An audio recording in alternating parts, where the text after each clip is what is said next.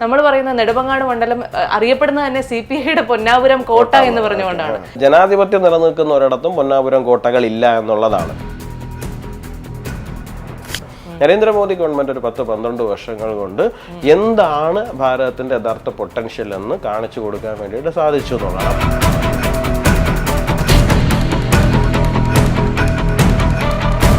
BJP നേതാക്കളാണ് എന്ന് കണ്ടു കഴിഞ്ഞാൽ അവതാരകർ കൂടുതലായിട്ട് കടന്ന് ആക്രമിക്കുന്നതായിട്ട് എനിക്ക് തോന്നിയിട്ടുണ്ട്.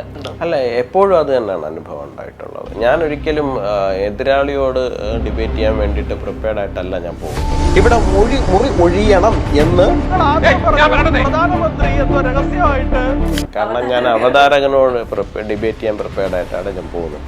എൻ്റെ കാരണം എന്ന് പറഞ്ഞാൽ എതിരാളിക്ക് ഒരു ടൈമുണ്ട്, ആ ടൈമിലാണ് അയാൾ സംസാരിക്കുക. ഈ കളത്തിലല്ലാതെ നിന്ന് കളിക്കുന്ന ആൾ അവതാരകനാണ്. അയാൾക്ക് എപ്പോൾ വേണോ ഇടപെടാം, എപ്പോൾ വേണോ നമ്മൾ പറയുന്നതിനെ ബ്രേക്ക് ചെയ്യാൻ, കട്ട് ചെയ്യാൻ, നമ്മളെ കൂടുതൽ സൗണ്ട് എടുത്ത് സംസാരിക്കാൻ കഴിയും. അപ്പോൾ സ്വാഭാവികമായിട്ട് ഞാൻ അയാളോട് ഡിബേറ്റ് ചെയ്യാനാണ് പ്രിപ്പയർഡ് ചെയ്യുന്നത്.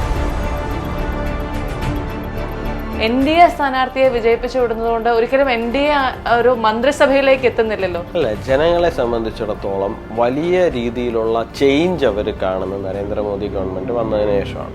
ഉദാഹരണം പറഞ്ഞാൽ വന്ദേ ഭാരത് വരുന്നു.